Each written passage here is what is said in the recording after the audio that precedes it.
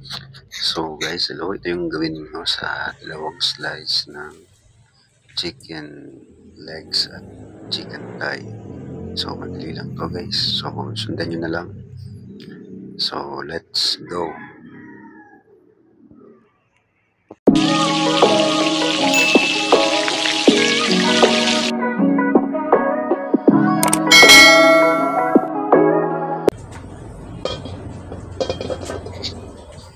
So ito, painitin muna natin yung ating kawali. Then lagyan tayo natin ng mantika. Then lagyan natin yung manok. Mainit na yung mantika. Konting mantika lang yung ginamit natin. Pagbalik-balik na rin lang natin yung manok hanggang sa maging light brown yung buong balik niya. At saka lagay natin itong garlic.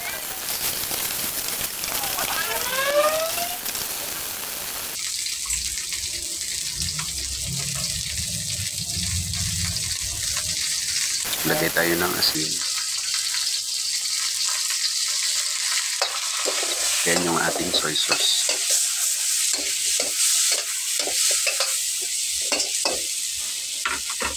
Ihalo lang natin ito. Then naglagay ako ng thick seasoning. Then yung brown sugar natin nilagay para mag-caramelize siya.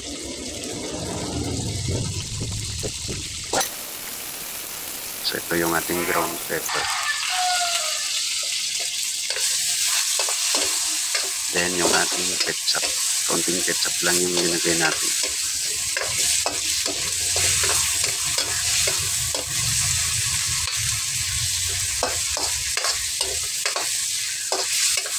Yung ketchup is para magpula siya ng konti. Magkaroon siya ng kulay, not just pure black or blackish na kulay. Then naglagay na tayo ng tubig para hindi naman masunog habang sisimmer natin yung manok.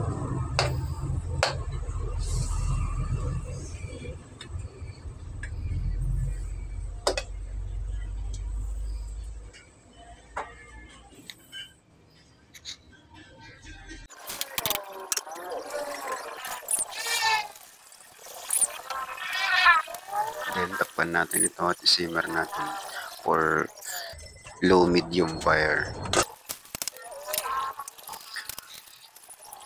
Bubuksan lang natin ito para balik na rin natin yung manok every other 5 minutes.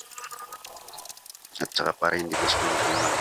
Kasi baka bubuksan ng tubig at saka pwede nyo yung tusok-tusok yung manok nito para malambot na ang ating karne ng manok.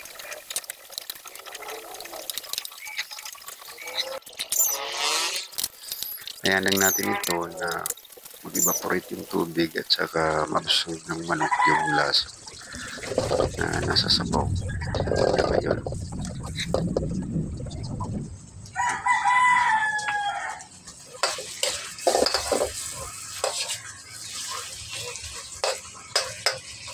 yan, nagdadahan-dahan na siyang mag-evaporate yung tubig at ngayon, kung makikita nyo, mas lumalapot na siya at nagkakaroon na ng medyo red na kulay yung manok natin.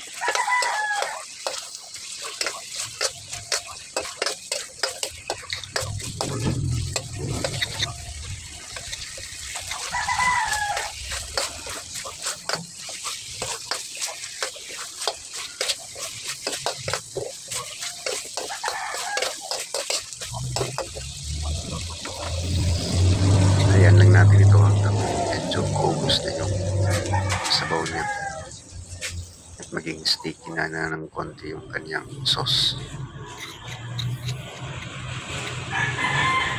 So ito na pala yun guys, yung ating niluto na manok.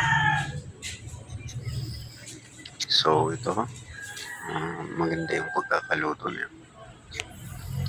Masarap to. So guys, thank you so much for watching and please consider subscribing to my channel kung nagustuhan nyo itong mga video na to at like na din at saka mag-comment din po kayo sa baba kung ano sa tingin nyo ito ginawa ko at kung na-try nyo na rin siya.